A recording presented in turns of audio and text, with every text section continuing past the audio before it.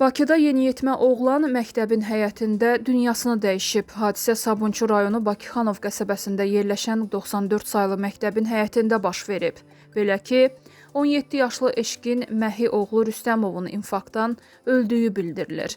Faktla bağlı araşdırma aparılır. Xatırladaq ki, noyabrın 27-si Masazırdakı bir nömrəli tam orta məktəbin qarşısında da 1-ci sinif şagirdi, qəsəbə sakini 2018-ci il təvəllüdlü Emin Həmidovun qəflətən halı pisləşib.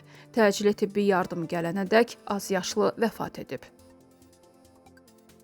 Bugün Zərdabda yerləşən şadlıq evlərindən birində bədbəxt hadisə baş verib. Çallı kənd sakini 1979-cu il təvəllüdlü Kərimov Səbuhi Rafiqoğlu toy məclisi zamanı oynayarkən qəfil vəfat edib. Bildirilir ki, uzun illərdir Bakıda yaşayan və usta kimi çalışan Səbuhi Kərimov toy üçün doğma kəndinə gedibmiş.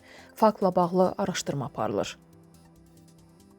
Gəncədə dəm qazından zəhərlənmə olub. Hadisə şəhərin Məhrəzə bağı adlanan ərazisində qeydə alınıb. 2008-ci il təvəllüdlü Gülnar Cəfərova, 1976-cı il təvəllüdlü Leyla Cəfərova və 1991-ci il təvəllüdlü Zeynəb Qurbanova zəhərlənmə diaqnozu ilə xəstəxanaya gətiriliblər. Onların yaşadıkları evdə dəm qazından zəhərləndikləri bildirilir. Faktla bağlı araşdırma aparılır.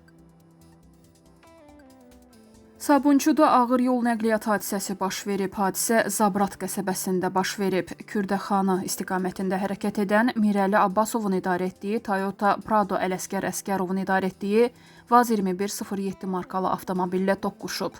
Qəza nəticəsində VAZ-ın 22 yaşlı sürücüsü Ələsgər dünyasını dəyişib. Avtomobildə olan 2 gənc və digər avtomobilin sürücüsü xəsarət alıb. Gəncə şəhərində 3 nəfərin xəsarət alması ilə nəticələnən yol nəqliyyat hadisəsi baş verib. Hadisə şəhərin Əziz Əliyev prospektində qeydə alınıb. Belə ki, Mercedes markalı avtomobil idarəetmədən çıxaraq aşıb. Nəticədə 2001-ci il təvəllüdlü İbrahim Mehdiyev, 2004-cü il təvəllüdlü Hüseyn Məmmədov və daha bir nəfər xəstəxanaya çatdırılıb. Faktla bağlı araşdırmaya başlanılıb.